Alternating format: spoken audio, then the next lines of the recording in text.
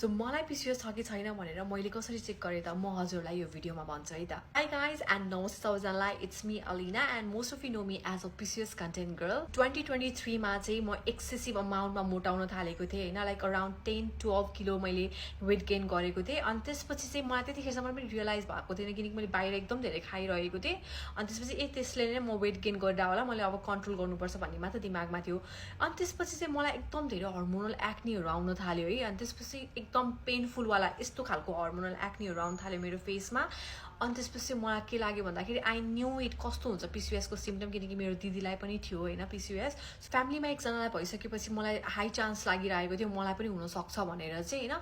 त्यसपछि म डक्टरकोमा गएँ किनकि मेरो पिरियड पनि इरेगुलर भइरहेको थियो है. अनि त्यसपछि डक्टरकोमा गइसकेपछि चाहिँ आई टोल्ड हर कि मलाई चाहिँ यस्तो यस्तो छ सिम्पटम्सहरू, मलाई चाहिँ PCOS भयो जस्तो लागिरहेको छ, कसरी चेक गर्दा हुन्छ भन्दाखेरि चाहिँ सी टोल्ड मी अब ब्लड चेकअप गरेर गर्दा हुन्छ फर्स्ट स्टेप चाहिँ. अनि धेरैको ब्लड चेकअप गरेर थाहा हुन्छ भन्यो. अनि त्यसपछि मेरो ब्लड चेकअप गरेँ, ब्लडमा चाहिँ मेरो रिजल्ट नेगेटिभ आयो, like I was not PCOS girl भनेर. अनि I was so happy, like रहेनछ सायद मैले बाहिरको कुरा खाएर यो भइरहेको होला भनेर सोचेँ.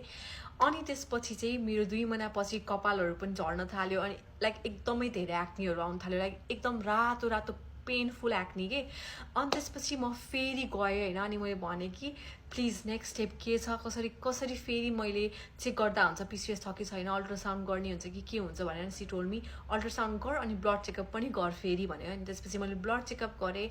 ब्लड चेकअपमा पनि मेरो टेस्टोस्टेरोन लेभल हाई देखाएको थियो, PCOS भनेर देखायो. अनि अल्ट्रासाउन्डमा चाहिँ स्पेसल्ली मेरो अल्ट्रासाउन्डमा चाहिँ पोलिसिस्टिक सिन्ड्रोम भयो भनेर चाहिँ, ओभरियन सिन्ड्रोम भयो भनेर मलाई देखायो. And I literally cried that day. मैले चाहिँ मेरो जर्नी डिसेम्बरबाट सुरु गरेको हो and right now I have already reverse my PCOS. कसरी भन्दा चाहिँ मेरो टेस्टोस्टेरोन लेभल एकदम लाइक नर्मलमा आएको छ, मेरो आइरन पनि नर्मल होइन, मेरो हल्का कोलेस्ट्रोल पनि देखाएको थियो, कोलेस्ट्रोल पनि मेरो नर्मलमा छ होइन, like everything was balance within a year.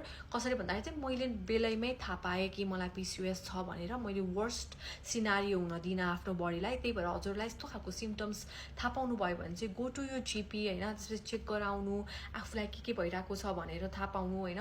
Like यो सोसल मिडियामा हेरे अनुसार मलाई पनि भइसक्यो भनेर चाहिँ अज्युम नगर्नु, किनकि अभियसली डक्टरले केही भनिसकेपछि एउटा रिपोर्टमा थाहा भएपछि मात्र स्टार्ट यो जर्नी भन्छु म चाहिँ होइन. So thank you so much for watching my video. So I'm gonna make a PCOS series video.